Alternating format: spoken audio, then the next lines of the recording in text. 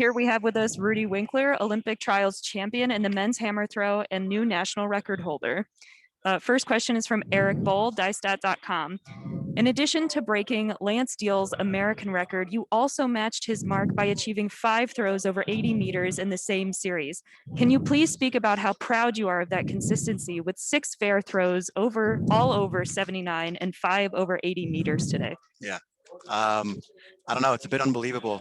I mean, if you saw me during the competition, I would walk out of the circle after throwing like 80 and was saying like, this is crazy, because I don't know, just it felt effortless, and it felt good to be able to do it repeatedly.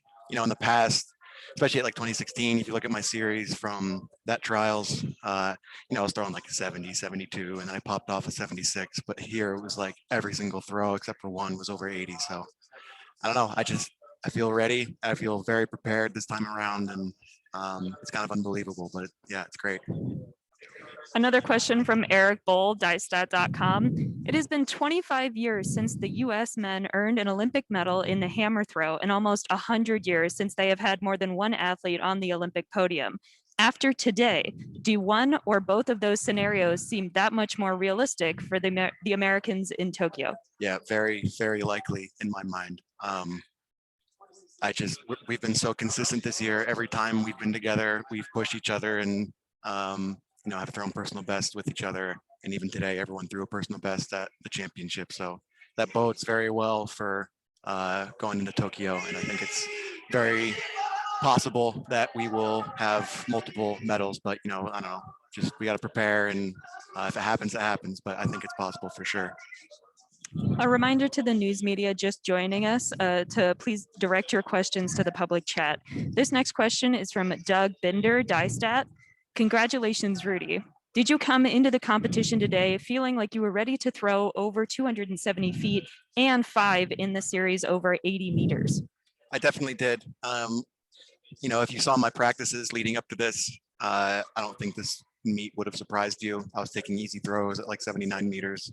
And my mindset going into this was just, stay focused, do what I've been doing in practice, and, don't overdo it. And we did exactly that. So, I'm super proud of that. And I think I was more prepared for this than I've ever been for anything in my entire life. So, yeah. Another question from Doug Binder, Diestat. Can you compare your experience today with your first trials win in 2016? Yeah, I touched on this before. I think 2016 was kind of unexpected for me. The weeks leading up to it, I started throwing really well in practice, and it was kind of like, if everything goes well, I might be able to win and maybe get the standard and get to the Olympics. But it was still so unsure. I was still kind of all over the place, very immature in terms of my competitive experience. So going into this, it was just a lot different. I've been preparing for this for 5 years now, and I knew what to expect. I've gotten experience at countless other nationals and worlds and things like that. So I think this was just a whole different experience for me. And I think after this, I'll be much more prepared going into Tokyo for sure. Another question from Nick McArville, Olympics.com. Rudy, congrats. Can you put this into words for us? A second Olympics and a new national record. What does this mean to you? It means the world. I mean, I don't know. It's like, it's obviously every track athlete's dream is to go to the Olympics. And to do it in this fashion, throw the American record and win the trials. I really don't have any words. It's everything that I've been working for, and to do it and be very proud of doing it in this fashion is great. I don't know. It's just, yeah. Next question from Kayla Fenton. I'm sorry if I mispronounced that. Did the pandemic require any interruption to your training? And if so, how did you adapt? Yeah, so like everyone, obviously, I kind of had to figure out how to train through the pandemic. Everyone kind of lost training locations, competitions, things like that. So it definitely took some adjusting. In April, I actually got COVID too, and went through the gauntlet of symptoms and ended up having to take a full month off to recover. So after that, I kind of had to build back up from square one. It felt like, but I think that was good in a way. It let me focus on some things I probably wouldn't have been able to focus on otherwise. So I think that allowed me to throw 80 in 2020 that summer. And then everything just kind of kept rolling after that, and one thing led to another. And is you know, my physical fitness and my mental fitness and everything has just kind of built up since then. So I think the hurdles I faced along the way were a positive in a way, funny enough, but it was definitely tough adjusting at the start. And I think, like everyone, you know, finding that stride again was, and you know, working through that adversity was super useful. Next question from Ayako, a Japanese sports magazine. Was it close to perfect? Was it close to a perfect throw, or do you think you still have lots to improve on?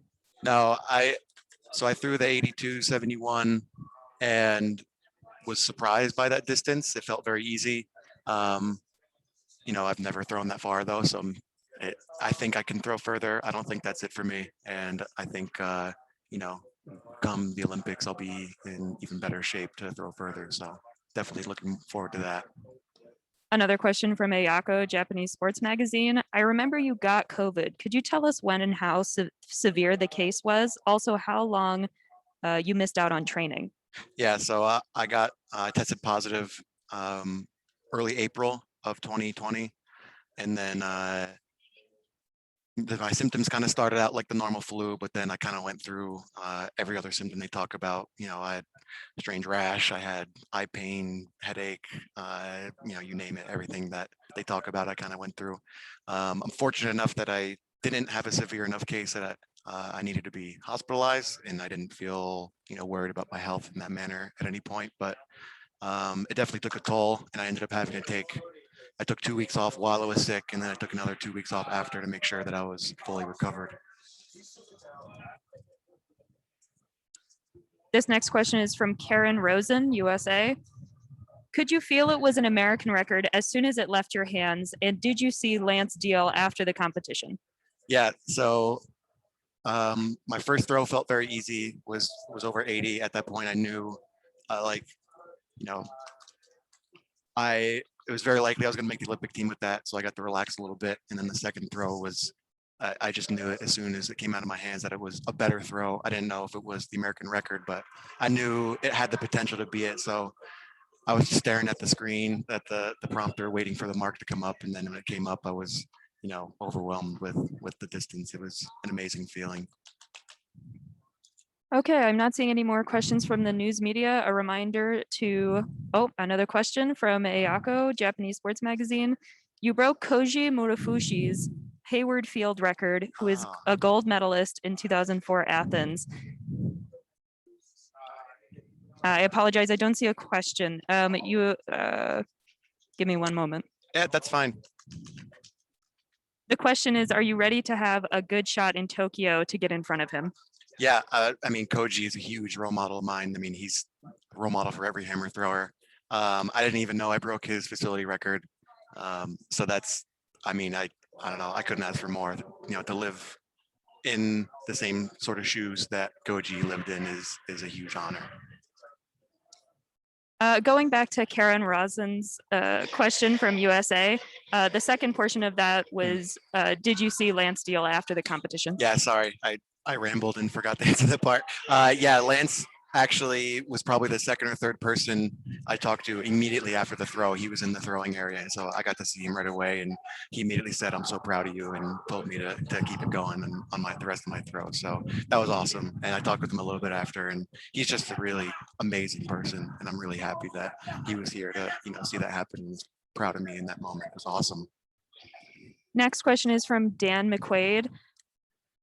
From Dan McQuaid of McThrows.com. Congrats. And do you feel like Doha prepared you for anything you might face in Tokyo?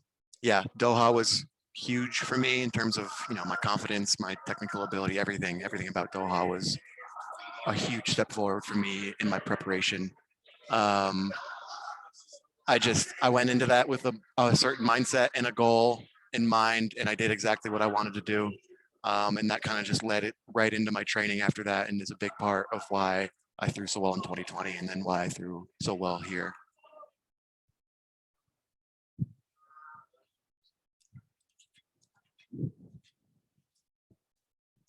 I apologize. We're going to give it a second to get a little quieter around here.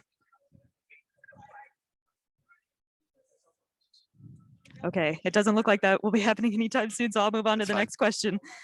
This is another one from Dan McQuaid of McCade Throws. Will it help to have those two other knuckleheads in Tokyo as well? Absolutely. I couldn't be happier to have Alex and Danny there with me.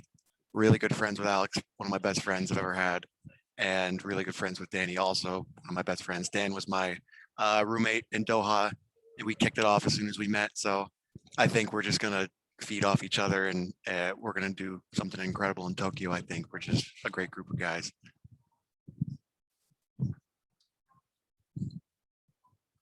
Dan McQuaid says, thank you for answering my questions. You're the best. Yeah, you're the best too, Dan.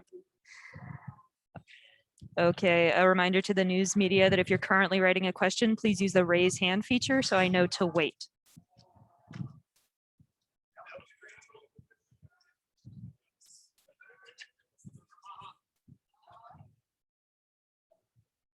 Okay, I'm not seeing any more questions or raised hands. We appreciate your time. Great, thank you.